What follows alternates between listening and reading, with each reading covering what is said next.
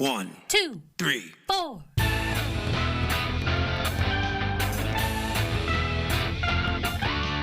Monster movie. Fun time, go! Monster movie. Fun time, go. Monster Movie. fun time. Go!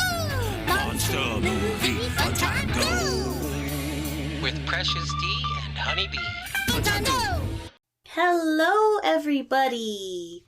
Friends and neighbors. I don't remember what you always say.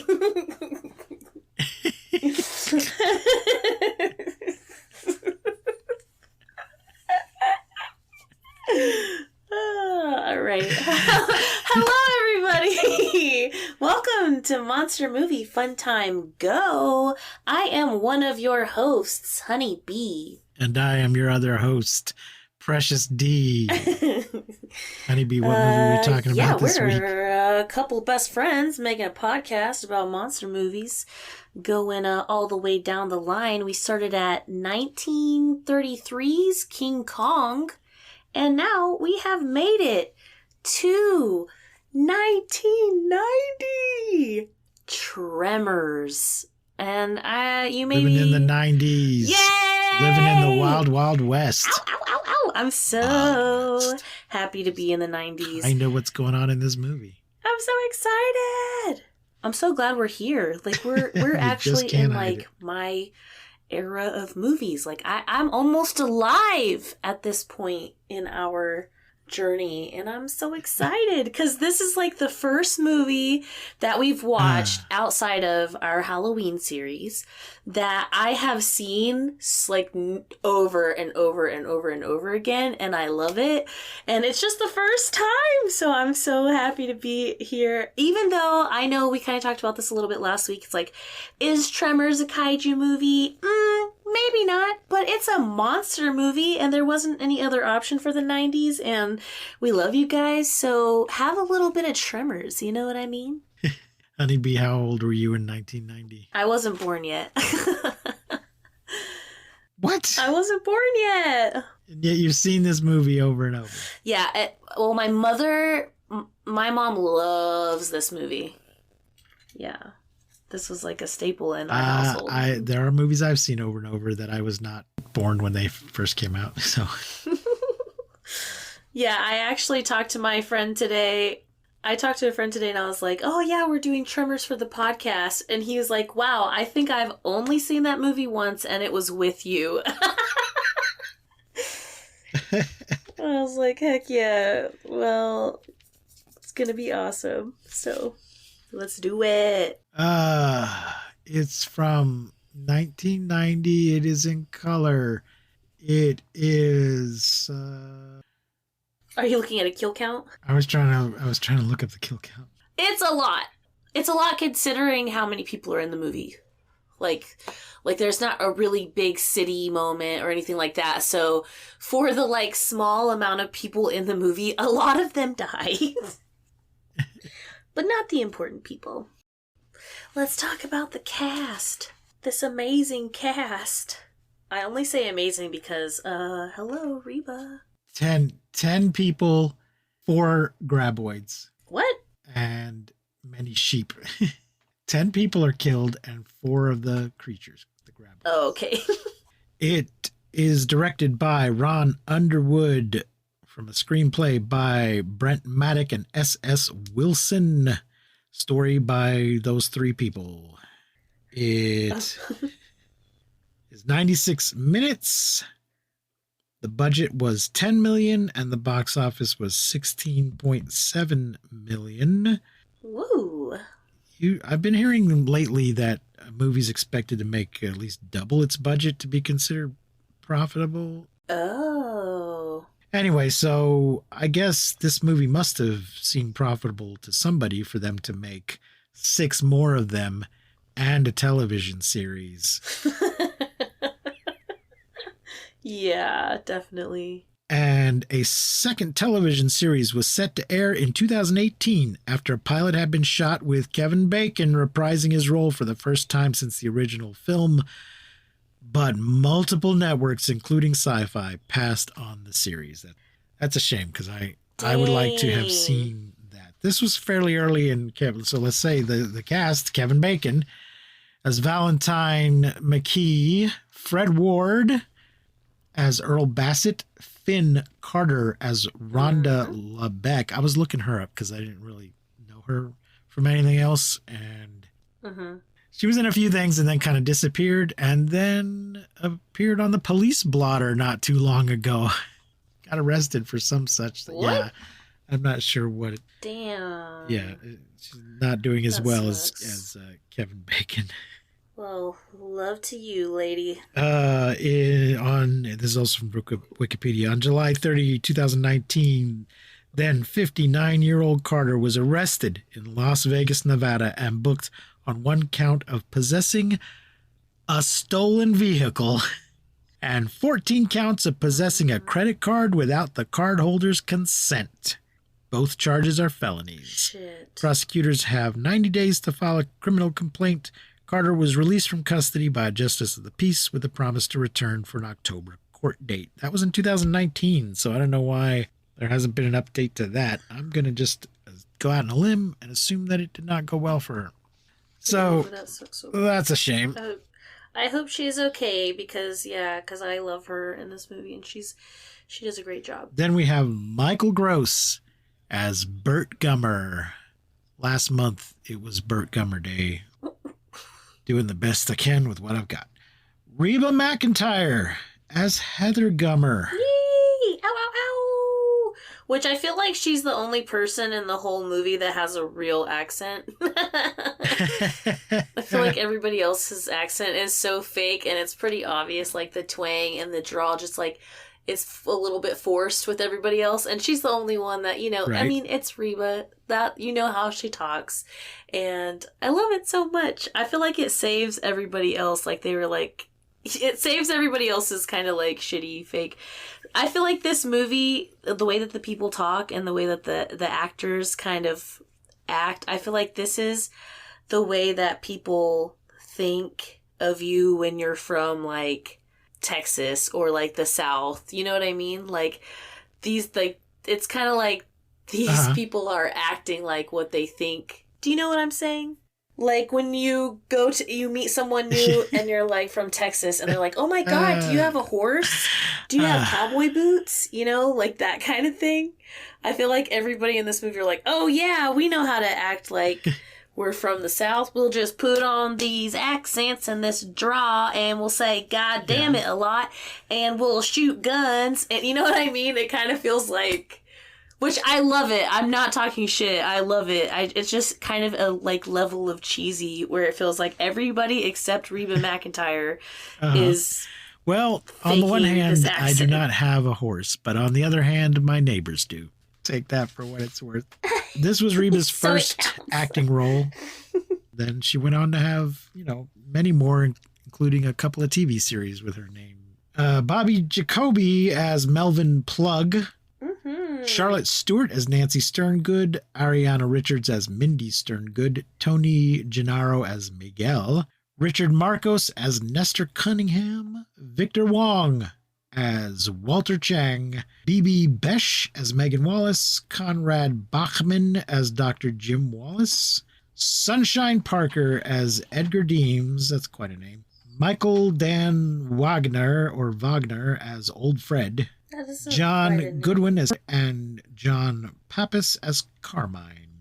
And that's it. It's a pretty small cast in a pretty small town in a small movie about big worm things.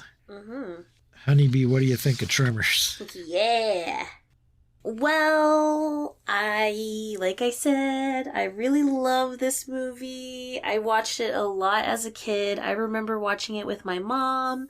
We watched it so many times, and it was kind of, one of those movies that we would just watch over and over again when I was little. So the nostalgia for me is a big one with this movie, and it also, there's so many times in this movie where even though I've seen it so many times, I still laugh out loud because it's so goofy and silly and just funny.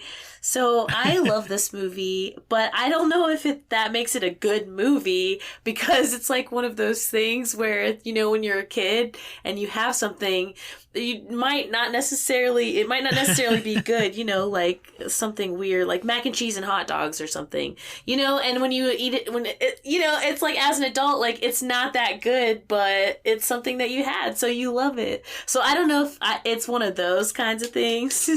Mac and cheese may not be fancy, but it is good. So there you go. This movie may not be fancy, but it's a good movie. So good. Yes. It's like mac and cheese. It's a staple. You know, it goes good with anything. I want to talk a little about Michael Gross. Were you familiar with him before this? Well, probably not, because you weren't born yet. Yeah. No, I wasn't familiar with him. Are you at all familiar with his television work? No. Okay, so here's the thing. He was this movie was a departure for him, but then he ends up playing this character, and in all the rest of the movies, well, actually in Tremors 4: The Legend Begins, I believe he actually plays Burt Gummer's ancestor, because that one's a prequel. Oh. I think I've only seen to 3. Okay. Yeah, Tremors 4 is set in 1889. So he is playing Hiram Gummer. Anyway, Michael Gross first became well known playing Stephen Keaton, the father, on the sitcom Family Ties, which made Michael J. Fox famous playing his son. And the thing is, he was, once of that sitcom is that the parents were fairly, well, not like quite hippies, but they were fairly liberal. And their son was very conservative. So that was part of the joke and part of the tension. He was like a fan of Ronald Reagan and George Bush and his parents. And he, you know, he wanted to grow up to be a business person or whatever. That's not what his parents were trying to raise him to be. So he was offered this part and took this part as a great contrast to his previous television persona by playing this crazy survivalist right-wing guy who normally is a nut job, but in this situation is exactly the guy that you want. It was just an interesting career shift for him. Doubly interesting that he just continues to play this character for the next several years. But let's get into the plot from Wikipedia. Thank you, Wikipedia. Valentine Val McKee and Earl Bassett are handymen working in Perfection. They're not hired hands, they're handymen. In Perfection, Nevada. Handyman. An isolated settlement in the high desert east of the Sierra Nevada mountains. They eventually get tired of their jobs and leave for Bixby, the nearest town. I thought their relationship was interesting and never completely explained. Like why they're handyman partners, they appear to live in the same trailer together. Mm-hmm. Their fates and fortunes are intertwined, but it's not clear why, because they're not related. Earl is quite a bit older than Val, so he kind of acts like an older brother, but he's not. They're not a romantic couple. Just at some point they partnered up, and now they're sort of, one of them can't leave town without the other, you know? It's a decision they both have to make to leave town. I think it's because they decided to like start this business together. Like they're business partners. Like they decided to do the... But it's a very informal business. It's just sort of... Well, because it's a small town. To me, it just seems like, well, we're a couple of friends who are desperate and we'll take whatever jobs we can get. But it's not like they're paying taxes or they're incorporated or anything like that. So I just found them very interesting. How did the two of them end up in this situation and in this partnership? But we don't ever know. They never tell us. So but they keep talking about leaving and going to Bixby, and then they finally, I think it was the shit exploding in their faces. That was the last straw. They start the movie laying fence for somebody. And then somebody wants them to come pick up some trash. And then they're doing a job, pumping out someone's septic tank. Something isn't hooked up right, and they get covered in shit. And that's when they decide, let's go. Time to move on. we're going to Bixby. As they're about to leave, this woman offers them a job, but they follow through. They're like, nope, we're going. But as they leave, they discover the dead body of another resident, Edgar Deems, perched atop an electrical tower, still grasping the tower's cross beams and his rifle. Poor Edgar. I really did like these guys, though. Because yeah, they're really great. They're like one-liners. So many one-liners. I just meant that even though they've decided, fuck this place, we're out of here, they stumble across this problem and they deal with it. They don't just say, nope, this isn't our problem. We're leaving. We're going.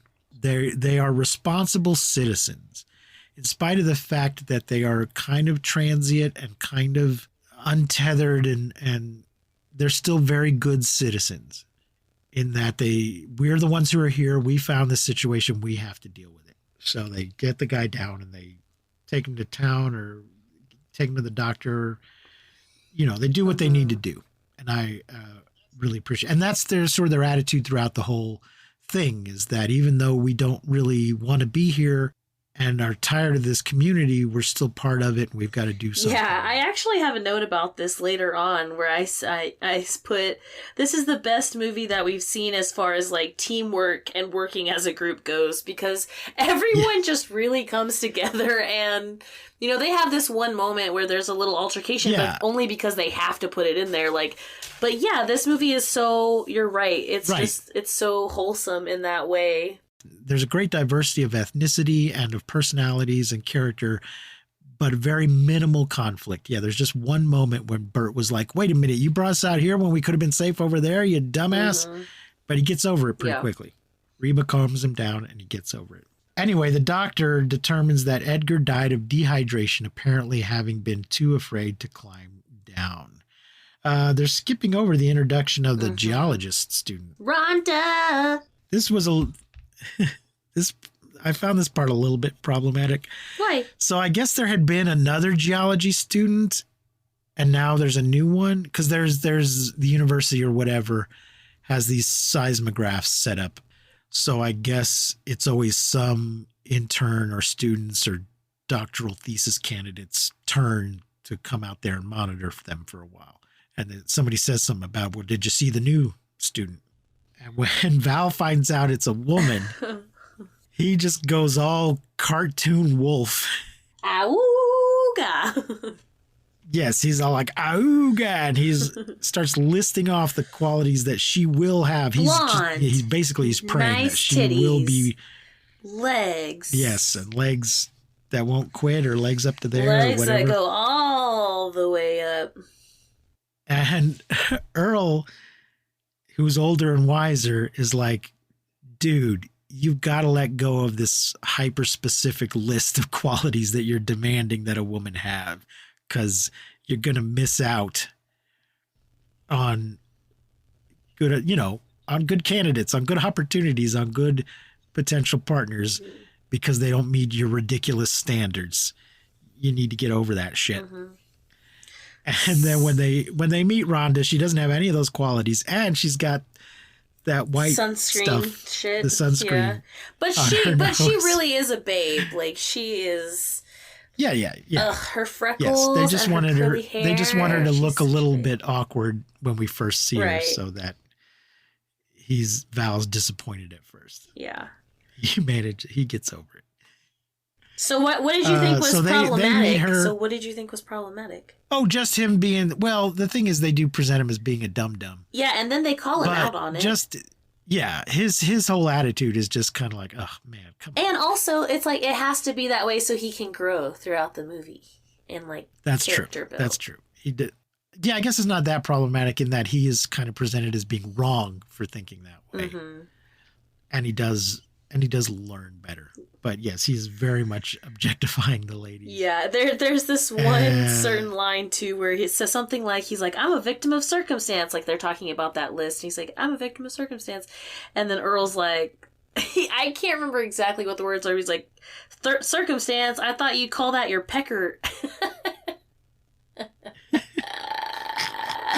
I was like, oh my god, I love their relationship so much. Just the back and forth, the banter, they're so funny. And just like, it's a shame Kevin declined to be in any more of these. it is. It really is. I don't know why. He was so awesome. He did such a great job. And the thing is, obviously he's gotten over that because he was willing to be in the new series. But also, I just saw him recently in They/Them. Oh, I haven't seen it. It's a slasher movie from last year, I believe, that's on Peacock. Okay. And it's set in a conversion therapy camp. Oh, God. And It does sound like a horror Kevin movie. Bacon. Yeah. Well, yes, it is presented as sympathetic to the gay and trans kids that are being sent to this camp. The thing is, they try to do something interesting with the setting, but then they didn't do anything interesting at all with the actual slasher part. Aw. So it's not great, but I've seen worse. But anyway, Kevin Bacon's in it. How did he do? So, and he was in some other horror thing just a few years ago. Oh no, he did a great job. Oh my god, he was in a horror thing. I don't know what year it is, but he was in a movie called Stir of Echoes. Oh yeah, that was like in the 90s, early 2000s. Oh, so good. I'm thinking of one from just a couple years ago though. I used to be really good at 6 Degrees of Kevin Bacon. I just recently found out about that. Oh yeah, I actually had the book because the guys that came up with the game, that was how they managed to actually make some money from the game. Was by publishing a book, explaining it and giving some examples and giving some basic rules and stuff.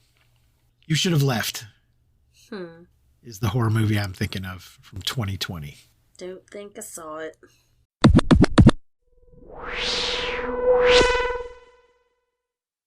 Meanwhile, back in Perfection. Later on, an unseen creature kills Shepherd Fred and his flock of sheep. No. Val and Earl discover his severed head and believe that a serial killer is on the loose. Ugh. 2 construction workers ignore Val and Earl's warning and are killed by the same creature, causing a rock slide. Val and Earl try to find help after warning the residents, but find the phone lines are dead and that the rock slide has blocked the only road out of town. Out of sight, a snake-like creature wraps itself around the truck's rear axle, but is torn apart when Val stomps on the accelerator and drives away, and is discovered when they return to town. And they then identify one of the graboids as Stumpy because they can tell one of. So these creatures have they're a little bit like the sandworms from Dune, but in their big mouths they have these 3 tentacles with smaller mouths on them. So they're also a little bit like the aliens from Alien. Yeah. In that there's a small mouth inside of the big mouth. And so the one they call Stumpy has had part of one of his tentacles torn off in this incident here. They're so cute. The little tentacles all. And for being in the dirt, for being like a worm in the dirt, they make them look very moist as well. You know what I mean? Like they're all kind of goopy. Like when they come out of the ground, there's like parts where you can see like slime kind of coming off of them, which I thought was cool and a good touch since they're in the dirt. You know, they don't look dry and gross. They look very much like a real animal. It's all practical effects, at least in this first one. It all looks really good. It's great. It looks really good. Val and Earl borrow horses to ride to Bixby for help. They come upon Wallace and his wife's buried station wagon near their trailer, but the couple is missing, having been killed the previous night. This was very sad. It is. This couple, I think they have just retired, and they're really enjoying being outdoors and camping together, and then they get killed. As they press on, an enormous burrowing worm-like monster suddenly erupts out of the ground, revealing the snake-like creature to be one of the worm's many tentacled tongues. The monster sound effects are awesome in this movie. all the sound effects, like the little roaring, the squeaking, like them moving through the ground. It all sounds really good. Thrown from their horses, the men flee with the monster in pursuit. The chase ends when the eyeless creature crashes through the concrete wall of an aqueduct, dying from the impact. It's burrowing underground, and it doesn't realize that there's a concrete wall coming up, and it just smashes right into it. Mm-hmm. Rhonda Lebec, a graduate student conducting seismology tests in the area, stumbles onto the scene. She deduces from previous readings that the 3 other worms are in the area. Oh, yeah, when they first meet her, she's like, has anybody been doing some drilling or blasting or something in the area? Because I'm getting some weird readings. And they assure her that they will ask around. Mm-hmm. But it turns out it's this. Anyway, she deduces from previous readings that 3 other worms are in the area. Rhonda, Val, and Earl become trapped overnight atop a cluster of boulders near one of the worms. So the worms can feel the vibrations in the ground, but not if you're on something solid like a boulder. And also they can't just burrow through the boulder to get at you. Mm-hmm. And surmise that the creatures hunt their prey by detecting seismic vibrations, like I just said. The trio then finds some discarded poles and use them to pole vault over to nearby boulders. I love this scene. Eventually reaching Rhonda's truck and escaping. I love the pole vaulting. It's so cute. It's such a good scene. I love it. Yeah. The music and everything. Also, did Marlboro pay for this movie? Because, geez Louise, like there's so many parts in this movie where there's like a Marlboro cigarette, like just sitting there, like perfectly facing the camera, like not even in the right place. You know, it's just so funny. So many Marlboro moments. It was... I didn't notice. Are the people actually smoking them, or are they just kind of there? No, they're smoking them.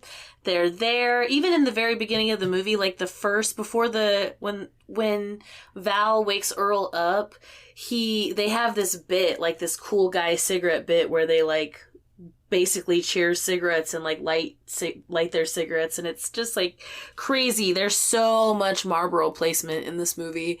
Even like in the store when the thing is attacking the store, there's like this 2 different moments, completely different parts of the store where it's like Marlboro cigarettes, like just set up. It's so funny. There's a lot of it.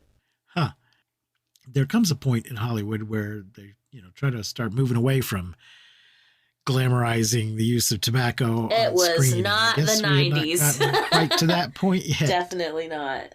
Because I remember when I was a kid, you could still smoke everywhere. Every restaurant you went into, it was like smoking or non-smoking. Remember that? Yep. Yeah, it was like you could smoke everywhere. It was... At one point, people smoked on airplanes, in grocery stores. Oh, yeah. Like, it's crazy. All of the cars, I remember when I was a kid, all of our cars had ashtrays, like, built into the car. Yeah. Yep. And we were never a smoking family, but we had cars with ashtrays in them.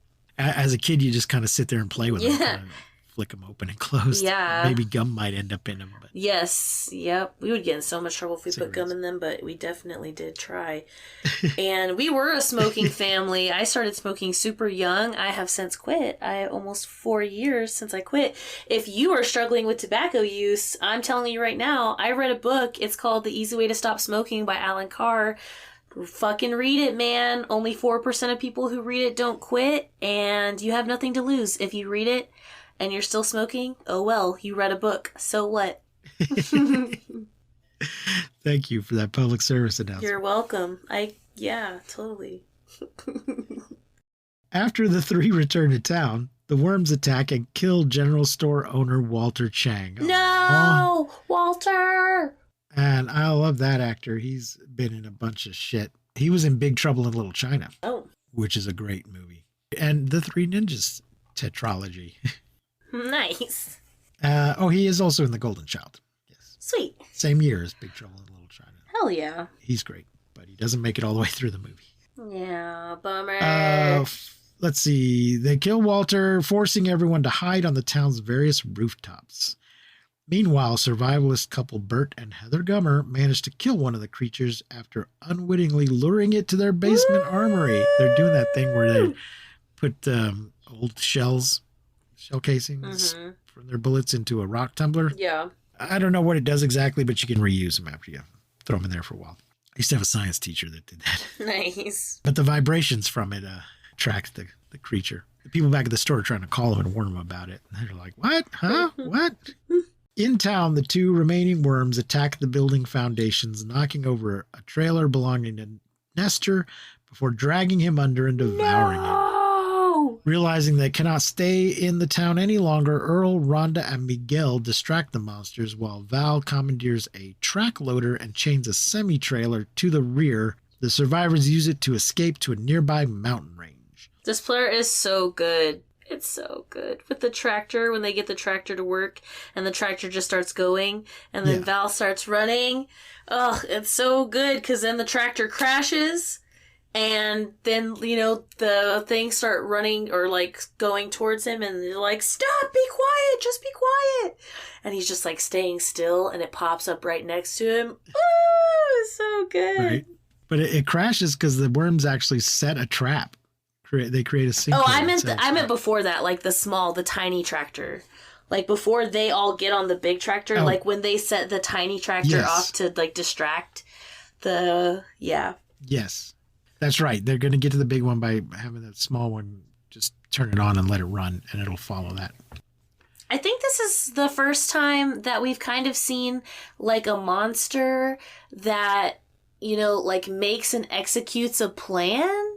Because I feel like most monsters that we see, you know, they're kind of, like, we have seen some of the monsters, like, maybe like Gamera, you know, where he's like, gotta save the babies and like do something. But I don't know. It just kind of, most of the time it's like mindless destroying shit or someone controlling the monster in some certain way. So this is kind of like the first time on our show that we've seen like a monster who's like smart, and these monsters like communicate with each other, like make a plan, like you said, make the trap.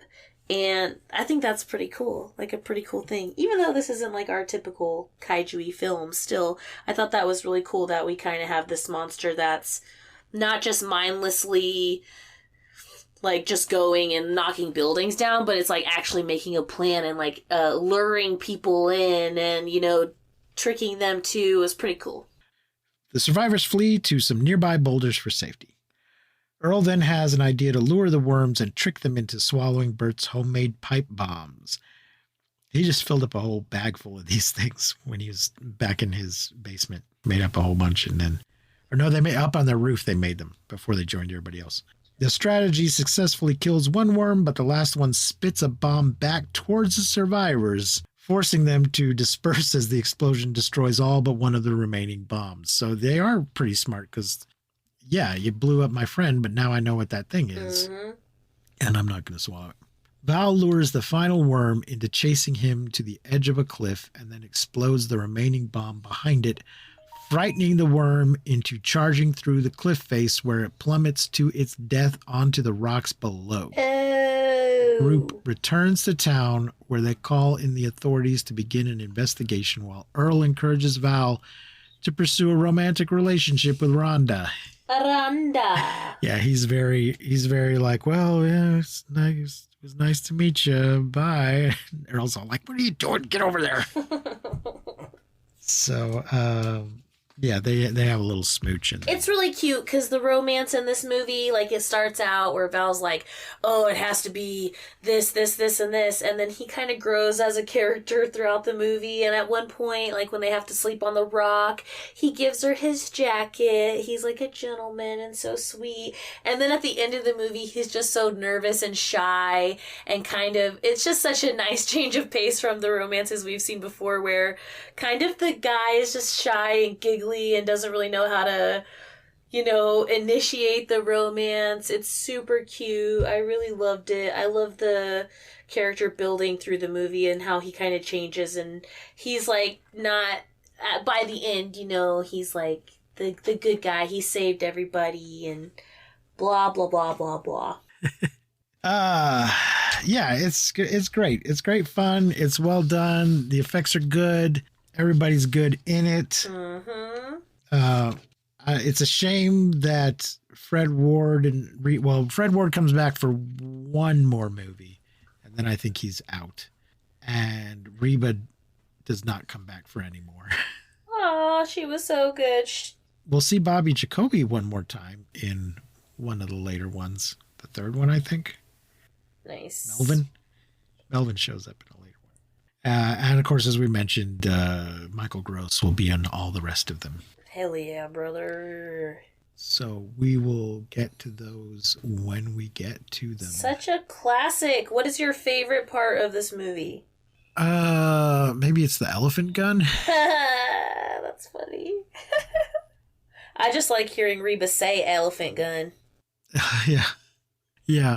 I don't know if I have just one favorite part. Something I remember the most from like watching it as a kid is sometimes they do this camera angle of like the tremor, sneaking up on someone or like going through it's kind of like the POV of the, it's not because it's underground, but that camera angle. It's something that I really remember as a kid and just seeing it and just like being, loving it so much. So, yay!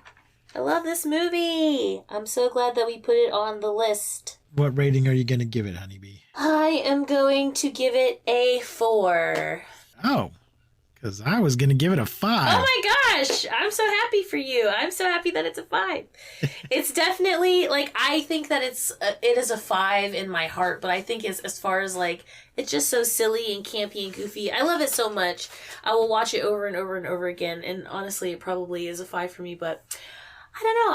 I think 4 just because it's like I said, it's one of those things where I don't know if that it's a good movie or if it's just something that I love so much from my childhood. You know what I mean? Uh-huh. Well, but I mean, it's our subjective rating system, and 5 means I loved it. So well, I'm glad. Doesn't matter why you loved it. Just matters if you liked it or you loved it. Yeah, I also loved it. Where is it available? I don't know if it's streaming free anywhere, but you can buy it or rent it on all the things, like the Vudu and the Prime, Amazon and all of that kind of, the YouTube and the Google and all those things. I think you have to buy it though. I don't think it's streaming free anywhere. Yeah, it's not streaming free anywhere, but it is available to rent or to buy on all of the major, the Apple TV, the Redbox, the Amazon Prime, the Google Play, the YouTube, Vudu. Fuck yeah. Did you say Redbox? Highly recommend it. Redbox has a website where you can stream things in addition to going to the actual physical box. Wow, I did not know. Yeah, and they, like many of these things, some of them are to buy or to rent, but some of them are free. There's some free stuff. Fuck yeah, I'll be checking that out. Might have to watch a commercial. I think they even have a few exclusive things. So cool. If you're looking for some free content, check out redbox.com. Redbox, not a sponsor of this program. Let's see, what is next week? Godzilla versus King Ghidorah. Yeah. Until then, I have been Precious D. And I have been Honeybee. Remember to keep calm and take shelter in basements. And please don't misuse science. We will not see you, but you will hear us next time on Monster Movie Fun Time Go. Wow! You've been listening to Monster Movie Fun Time Go. If you enjoyed the show, please rate and review us on your podcasting platform of choice. Our theme song is by the Texicano folk rock punk featuring Lita Lopez. You can support the show, find links to our social media, and even leave us a voice message at anchor.fm/MMFTG. Today at the gym, someone was like, I like your shirt. And I was wearing my Keep Calm and Take Shelter in Basement shirt. And I was like, oh my God, thank you. It's from my podcast. Were you able to give them the details? Yeah, I turned around and showed them the back and they read it and they were like, oh yeah, wow, we're going to have to check it out.